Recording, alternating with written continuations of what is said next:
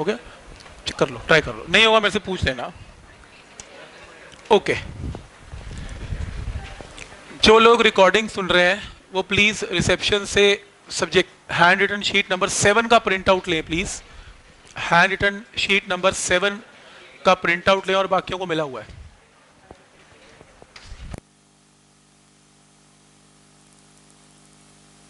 देखो, आपने एक चीज नोट की होगी, कैलकुलस जितना भी स्ट्रांग है उतना ही ज्यादा ये कॉन्सेप्ट स्ट्रांग है, ये वाला जो भी हमने किया।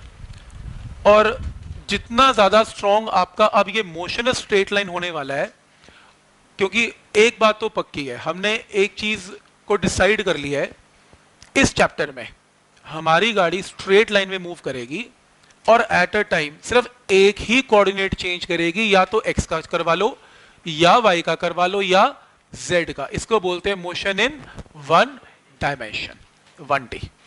तो हम चैप्टर कौन सा पढ़ रहे हैं? Motion in 1D। तो या तो इस टाइप की प्रॉब्लम में ये होगा, एक कार जा रही है सड़क के ऊपर, उसका वी या यू निकालो, दैट्स इट, राइट, और वो सड़क एक्स एक्सिस होगी। या फिर आएगा एक बॉल एक स्टूडेंट ने ऊपर फेंक दी और बॉल उसके हाथ में आ गई, मोशन वाई एक्सिस। बस ऐसे वाली मोशन नहीं आएगी कि एक बंदे ने पत्थर ऐसे फेंका, क्योंकि ऐसे फेंका तो 2D हो गया, क्योंकि उसका एक्स और वाई कोऑर्डिनेट दोनों चेंज होगा। तो ये मोशन इन अ प्लेन माना जाएगा। Motion in 2D and 3D का कॉन्सेप्ट है। मोशन इन 1D जितना स्ट्रांग होगा, समझो मोशन इन 2D में करना ही कुछ नहीं है, बस इसमें एक्स एक्सिस पे इक्वेशन है, उसमें एक्स एंड वाई दोनों पे इकट्ठी इक्वेशंस हैं, तो दोनों के दोनों चीजें अपने आप क्लियर हो जाएंगे। जैसे कैलकुलस क्लियर है तो ये चीज क्लियर है, मोशन क्लियर है 1D में तो 2D भी अपना क्लियर है। क्या ये पॉइंट समझ में आ रहा है? तो बहुत अच्छे से समझते हैं मोशन इन 1D को। तो motion in a straight line में 1D में हम ये डिस्कस करते हैं कि किसी भी मोशन को डिफाइन, या कोई भी कार है या कोई भी बॉडी है, उसको 3 तरीके से चलाया जा सकता है। कोई कार है, उसको आप 3 तरीकों से चला सकते हो। पहला तरीका, या कार आपके पास है, पहला तरीका, उसको जहां खड़ी है ना उसको खड़ी रहने दो, कपड़ा डाल दो, घर बैठ जाओ और कह दो कि वेलोसिटी उसकी क्या है? 0। इनिशियल कितनी? 0। शाम को उठे सो के तो फिर फाइनल वेलोसिटी भी कितनी? 0। क्वेश्चन क्या बनाऊंगा? कुछ भी नहीं। तो गाड़ी को चलाओ, क्योंकि काइनेमेटिक्स में किसको स्टडी करते हैं? Body in motion. तो ये कोई डिस्कस नहीं करेगा सर वो जो गाड़ी तो चलती नहीं है, तो फिर क्वेश्चन कैसे बनेगा? तो हम 2 ही केस लेके चलेंगे, गाड़ी चलेगी। अब 2 तरीके हैं गाड़ी को चलाने के, या तो उसकी स्पीड या वेलोसिटी को कांस्टेंट रखो या स्पीड को कम ज्यादा करो। वैसे रियलिटी में कम ज्यादा करके चलती है, वो अलग बात है। आप वो हाईवे पे अगर वो क्रूज के बाद हो गए तो कांस्टेंट वेलोसिटी अटेन हो जाती है और एक ही कांस्टेंट स्पीड पे गाड़ी चलती जाती है। तो चलाने के 2 तरीके हैं। तो पहला तरीका यूनिफॉर्म मोशन। यूनिफॉर्म मोशन का मतलब जब कार की वेलोसिटी कांस्टेंट है या फिर उसमें एक्सेलरेशन 0 है, there is no acceleration. Clear है यहां तक? और दूसरा तरीका non uniform motion. Non uniform का मतलब आप कार की वेलोसिटी कांस्टेंट नहीं रखेंगे, कम भी कर सकते हैं और ज्यादा भी कर सकते हैं। अगर ज्यादा करेंगे वेलोसिटी तो आप क्या बोलेंगे? क्या जनरेट हो गई? एक्सेलरेशन। और अगर कम कर रहे हैं तो रिटार्डेशन। तो जब कार की वेलोसिटी कांस्टेंट होगी, यूनिफॉर्म मोशन, कोई एक्सेलरेशन नहीं, तो इक्वेशन ऑफ मोशंस आपने पढ़ी होंगी 9th 10th में। तो कौन सी इक्वेशन ऑफ मोशन एप्लीकेबल है? S is equal to VT। बस यही इक्वेशन लगेगी, ये इक्वेशन नहीं लग सकती इसमें, बिकॉज इसमें एक्सेलरेशन चाहिए ही नहीं हमें। Distance is speed into time आप लगा सकते हो, लेकिन एक ही केस में लगा सकते हो, when there is no acceleration. But when there is some acceleration तो आप तीनों में से कोई मर्जी इक्वेशन लगा सकते हो, v is u plus AT या v square minus u square 2as या s is equal to ut plus half AT square. कोई डाउट इसमें? लेकिन ये भी जरूरी है कि एक्सेलरेशन इसके अंदर क्या होनी चाहिए? कांस्टेंट। आज हमने डिस्कस किया, अगर एक कांस्टेंट है तो ही ये शॉर्टकट्स लगेंगे, अगर एक कांस्टेंट नहीं है फिर क्या करनी पड़ेगी? इंटीग्रेशंस करनी पड़ेंगी, और कोई तरीका नहीं है। क्लियर है? तो गाड़ी को ऐसे चलाया जा सकता है। कोई स्टूडेंट कहता है कि मैं 2 मीटर पर सेकंड से चला, 4 मीटर पर सेकंड हो गई स्पीड, फिर 6 मीटर पर सेकंड हो गई, फिर 8 मीटर पर सेकंड हो गई, फिर 10 मीटर पर सेकंड हो गई। मैंने पूछा कितनी देर में? 2 सेकंड में, 2 सेकंड में, 2 सेकंड में, 2 सेकेंड में। मैंने पूछा ठीक है एक्सेलरेशन बोल, कह रहे 4 माइनस 2 मीटर पर सेकेंड को 2 सेकेंड से डिवाइड कर दो तो आंसर आ गया 1 मीटर पर सेकेंड का स्क्वायर। तो मैंने पूछा यहां पर एक्सेलरेशन कितनी, 6 minus 4 by 2, answer is 1 metre per second का स्क्वायर। मैंने पूछा यहां पर कितनी, 8 माइनस 6 बाई 2 यानी कि अगेन 1 मीटर पर सेकेंड का स्क्वायर। तो मेरे को पता लग जाता है एक्सेलरेशन क्या है, कांस्टेंट, कितनी, 1 मीटर पर सेकेंड का स्क्वायर। कोई डाउट इसमें? तो मेरा अगला क्वेश्चन 2 4 6 8 10, अगले 2 सेकेंड के बाद वेलोसिटी बोलो। अगर गाड़ी ऐसे ही चलती जाए तो नेक्स्ट अगले 2 सेकेंड में वेलोसिटी कितनी, 12, नेक्स्ट 2 सेकेंड में, नेक्स्ट 2 सेकेंड में, ठीक है आप कर लोगे कैलकुलेट। अब मैं गाड़ी को किसी और तरीके से चलाना चाहता हूं। Suppose 2 metre per second, 4 metre per second, 6 metre per second, 8 metre per second, 10 metre per second. ठीक है, मैंने गाड़ी को चलाया, 1 सेकेंड में कर दी फटाफट स्पीड, फिर मैंने 10 सेकेंड लगाए, आराम से करूंगा 4 से 6 नहीं करता। नेक्स्ट 0.5 सेकेंड में कर दिए, मेरी मर्जी है जल्दी कर दूंगा। नेक्स्ट 1 घंटे नहीं करूंगा, मर्जी है मेरी, 60 ये लो, या 60 सेकेंड लगाए, चलो मैंने 1 मिनट लगाया, ज्यादा हो गया 1 घंटा। तो एक्सेलरेशन बोलो यहां पर क्या होगी, 4 माइनस 2 बाई 1, इसमें बोलो 6 माइनस 4 बाई 10, इसमें कितनी 8 माइनस 6 बाई 0.5, और इसमें कितनी 10 माइनस 8 डिवाइडेड बाई 60। बोलो अगले 2 सेकंड में मेरी गाड़ी की स्पीड क्या होगी?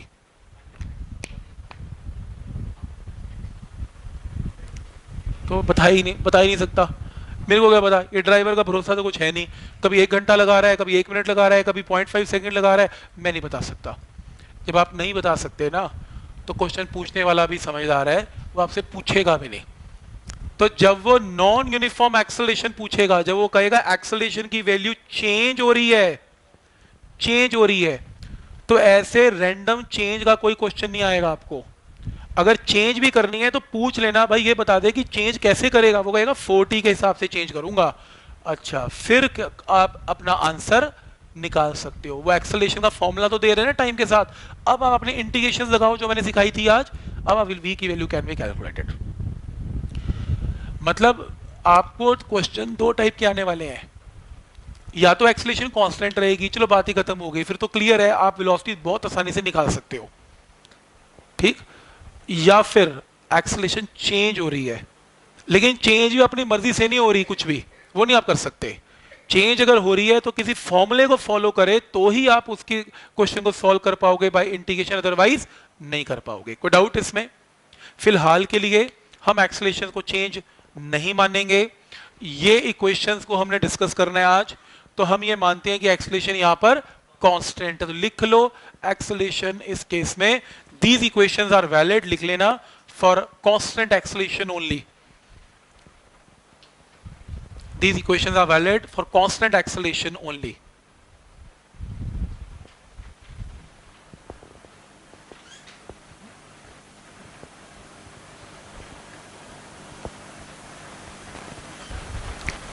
ठीक,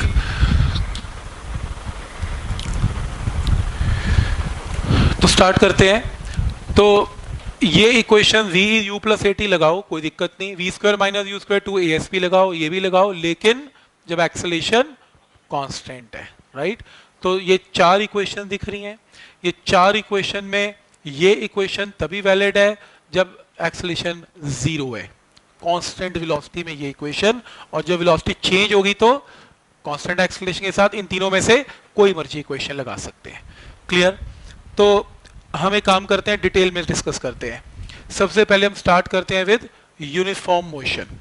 यूनिफॉर्म मोशन क्या होता है? देखो, यूनिफॉर्म मोशन के अंदर हमें यह बताया जाता है कि वेलोसिटी कांस्टेंट है, ठीक है, समझ में आता है, वेलोसिटी कांस्टेंट है, एक्सेलरेशन की वैल्यू 0 है, और इक्वेशन कौन सी वैलिड है, s = vt। चलो एक इमेजिन करते हैं एक केस, पहला क्या केस है, मान लो ये x एक्सिस है, देख रहे हो, इसमें कार A से चलती है B तक पहुंच जाती है, और वही एग्जांपल है जो मैंने लिया कि मान लो इसका इनिशियल कोऑर्डिनेट x1 है, फाइनल कोऑर्डिनेट x2 है, कार कितनी डिस्प्लेसमेंट कवर करती है, x2 माइनस x1, जिसको मैंने किससे रिप्रेजेंट किया, बाय s। क्लियर है यहां तक? तो मैंने इसको s के साथ रिप्रेजेंट किया, ठीक है यहां तक। और टाइम टेकन कितना है t2 माइनस t1। एक काम करते हैं, एक ग्राफ प्लॉट करते हैं। कौन सा graph? Displacement time graph. y axis displacement represent करेगी और x एक्सिस टाइम रिप्रेजेंट करेगा।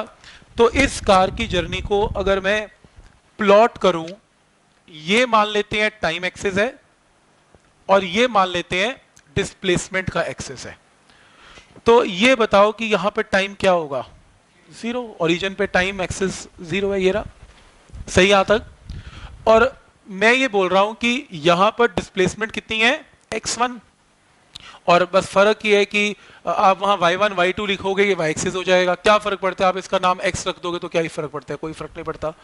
तो मान लो ये डिस्प्लेसमेंट है और ये डिस्प्लेसमेंट कितनी है? x1। तो ये एक पॉइंट है जहां पर डिस्प्लेसमेंट कितनी दिखा रहा हूं मैं? x1। और टाइम कितना दिखा रहा हूं? 0। और मुझे ये रिप्रेजेंट करना है डिस्प्लेसमेंट कितनी होनी चाहिए? x1 और टाइम कितना होना चाहिए? 0। तो ये समझ में आता है कि this is point A point समझ में आ गया कैसे बना। फिर चलो आगे चलते हैं। नेक्स्ट यहां पे टाइम कितना है? t और डिस्प्लेसमेंट कितनी है? x2। ये लो, ये time t2 is equal to t का पॉइंट है, ये रहा टाइम एक्सिस। और डिस्प्लेसमेंट मुझे कितनी ढूंढनी है? x2। मान लो ये डिस्टेंस कितना है? x2। ऑब्वियसली ये x2 तो ये भी x2, एक ही बात है। तो ये पॉइंट किसका आ गया? b का, क्योंकि b पे डिस्प्लेसमेंट कितनी है? x2 और टाइम कितना है? t। कोई डाउट इसमें? a और b दो पॉइंट्स मिल गए आपको? ठीक, तो मैं इसको 2 मिनट मिटा रहा हूं। आपको पॉइंट प्लॉट करना था, पॉइंट की प्लॉटिंग हो गई है। किसी ने कहा सर ग्राफ प्लॉट करो इसका। ग्राफ क्या प्लॉट करना? जोड़ दे इस लाइन को। तो ऐसे कैसे जोड़ दें? ग्राफ तो कई तरीके के होते हैं, ये लो जोड़ देता हूं। जोड़ दिया। मैं ऐसे थोड़ा ना जोड़ना है, स्ट्रेट लाइन जोड़। उसने कहा स्ट्रेट लाइन ही क्यों? मेरी मर्जी है, आपने जोड़ने को कहा था। ग्राफ तो कैसे भी बनाऊंगा, पर मैंने उसे कहा ना, क्योंकि तेरी वेलोसिटी कांस्टेंट है तो तेरा ग्राफ स्ट्रेट लाइन ही बनेगा। अब उसने पूछा ऐसा क्यों? Acceleration 0, right. मैं बताता हूं ऐसा क्यों, और डिटेल में जाते हैं। तो मेरा पहला क्वेश्चन ये बनेगा आज का कि जब मैं इन्हें ज्वाइन करूंगा तो स्ट्रेट बनेगा। उसका रीजन दूंगा मैंने स्ट्रेट ही क्यों बनाया। लेकिन वो पढ़ने के लिए या इसको डिस्कस करने के लिए आपको एक टर्म सीखनी पड़ेगी, जिसको जो मैथ से आई है, जिसको स्लोप बोलते हैं। शायद आपने 10th में कभी पढ़ी भी हो। स्लोप क्या होती है? क्या फॉर्मूला होता है? डेल्टा tan थीटा, tan का कोई एंगल, ओके एक। दूसरा और कोई? y2 minus y1 by x2 minus x1, okay. ऐसी पढ़ते हैं, सबने पढ़ रखा है, स्लोप सुना हुआ है। चलो मैं आपको एक सिंपल तरीके से समझाता हूँ। मुझे नहीं पता आपने कैसे याद किया हुआ है। मैथ का कोई मैथमेटिशियन बैठा होगा कहीं आराम से, कहीं सड़क बन रही होगी, और या कोई प्लान, कोई एक्सपेरिमेंट देख रहा होगा। देखो मैथ्स और फिजिक्स वालों का काम कुछ नहीं है, ऑब्जर्वेशन ही है। ये सारा दिन यही सोचते रहते हैं ऐसा कैसे हो गया और ऐसा हो गया तो इसको ऐसे करते हैं। अब देखेंगे और कई महारथी आए फिजिक्स में, आपकी सोच से ही बाहर है, और अब मेरी भी सोच से बाहर है यार, उन्होंने कैसे सोच लिया इतना। ठीक है, तो वो दिखाऊंगा कि ऐसे ऐसे रिसर्च करके गए हैं कि बस मज़ा ही आ गया देख के। तो देखो, कोई मान लो बंदा बैठा है, वो कह रहा है कि ठीक है यार ये सड़क है, ठीक है सड़क है। और जब हम गाड़ी चलाते हैं तो आपने नोट किया होगा, अगर पहाड़ पे जा रहे हैं तो हम कहते हैं सड़क ऊपर की तरफ है, स्लोप बहुत ज़्यादा है। ठीक, स्लोप बहुत ज़्यादा है। तो सड़क सीधी है तो स्लोप ही नहीं है, थोड़ी सी ऊपर है स्लोप ज़्यादा है, थोड़ी और ऊपर है स्लोप ज़्यादा, थोड़ी और ऊपर है स्लोप बहुत ज़्यादा है। क्या ये स्टेप क्लियर है यहाँ तक? कोई डाउट इसमें?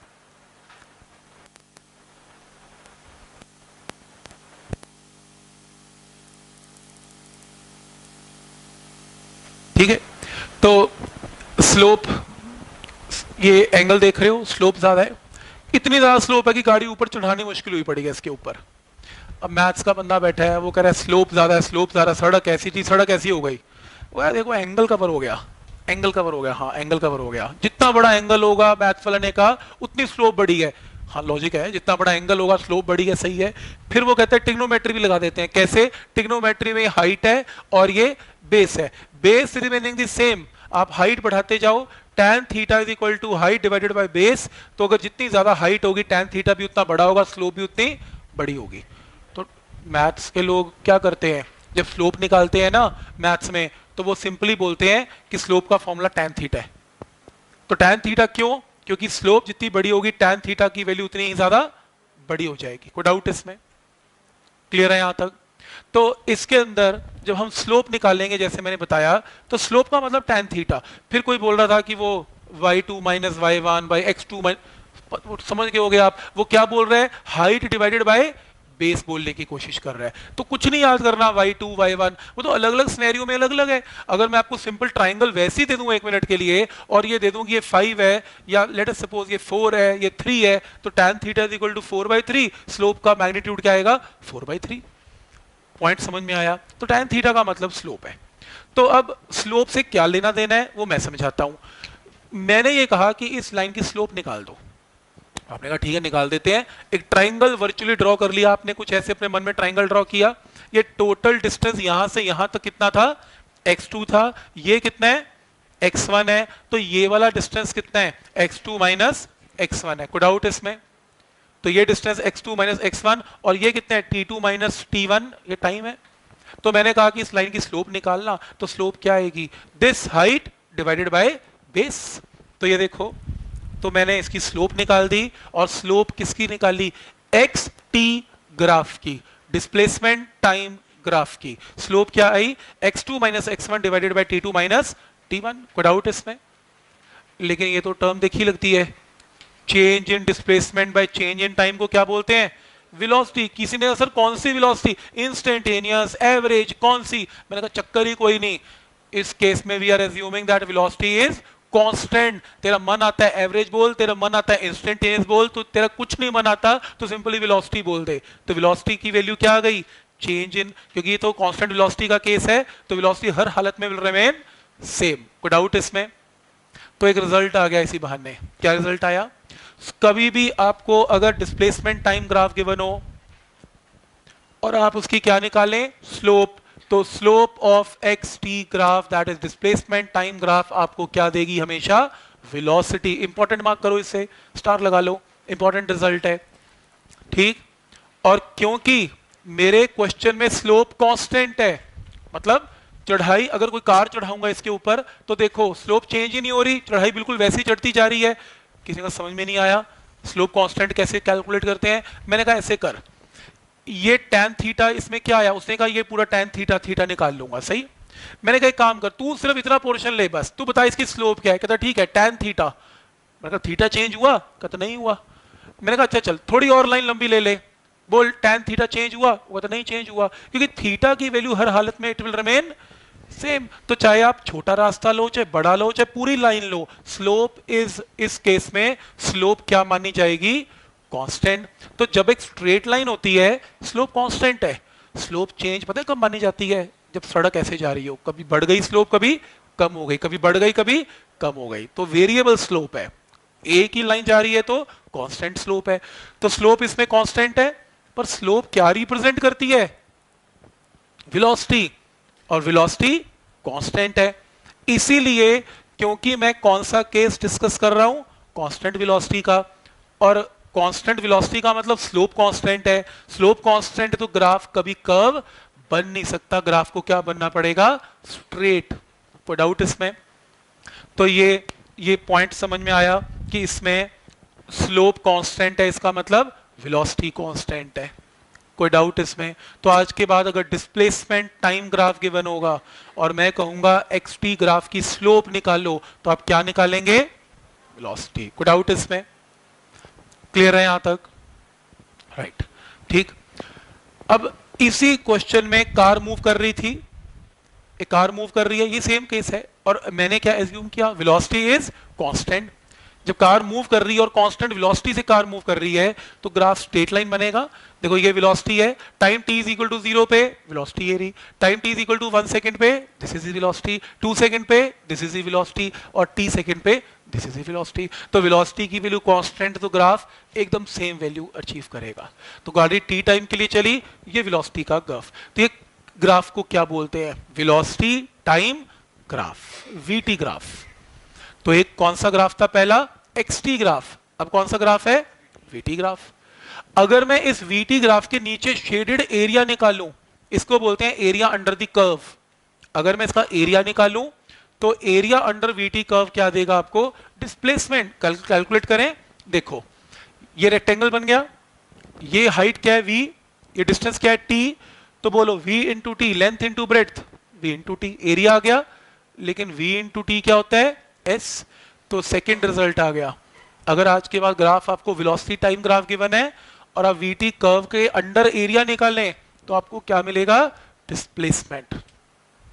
तो आपको दो टाइप के ग्राफ आएंगे, xt ग्राफ और vt ग्राफ। xt ग्राफ में स्लोप ऑफ xt ग्राफ क्या देगी, velocity. Area under vt graph क्या मिलेगा, डिस्प्लेसमेंट। कोई डाउट इसमें? तो प्लीज ये नोट मैंने लिखा हुआ है important, that area under vt graph क्या देगा, डिस्प्लेसमेंट। ये दो क्वेश्चन सॉल्व करें प्लीज। फर्स्ट केस में वेलोसिटी निकाल लें और दूसरे केस में प्लीज डिस्प्लेसमेंट निकालें।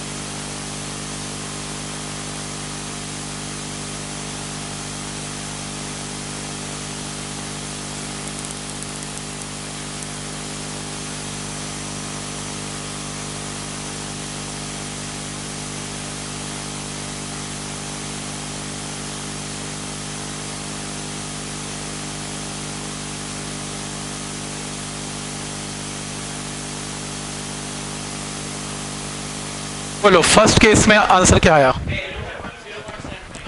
0.75।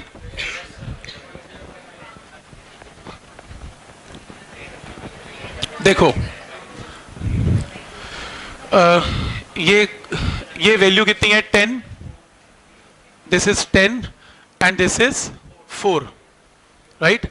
तो एक काम करते हैं, ट्राइंगल बना लेते हैं। दिस इज tan थीटा, 10 में से 4 क्या आया, 6 मीटर, और कितना आया, 8 सेकेंड। तो स्लोप का मतलब यहां पर क्या मानी जाएगी, वेलोसिटी, और स्लोप क्या है, 6 divided by 8 metre per second. कितने लोगों ने ऐसे किया, सही किया, ठीक है। पॉइंट समझ में आया कि इसके एप्लीकेशन ऑब्जेक्टिव क्वेश्चन आएंगे इस तरीके से। तो ये क्वेश्चन मैं खुद वैसे अपने मन से बना के लाया हूं, लेकिन आगे आने वाले टाइम में आपको चीजें बहुत काम आने वाली हैं, राइट। उसी तरीके से वीटी ग्राफ है, वीटी ग्राफ में वेलोसिटी के अंडर नीचे एरिया क्या होगा, वीटी ग्राफ।